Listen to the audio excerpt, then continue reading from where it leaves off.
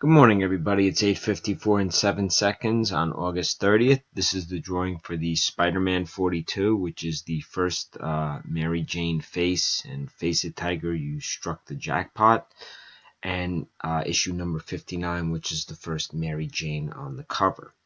Over here on the left-hand side are the 14 filled spots. So let's roll our 3 dice. The number is 8. I'm going to randomize 8 times. Name at the top of the list at the end of the 8th roll will win both books. I should be able to ship them out today. I actually ran out of shipping supplies, but I'm going to try to run out a little later on and hopefully have enough time to make a trip to the post office today. Worst case scenario, they will ship tomorrow, which is Friday. Okay, so good luck, everybody. That's 1, 2, 3, 4, 5, 6, 7, and here is the final one. 8. Spot 8. Alfredo Rolón. Congratulations.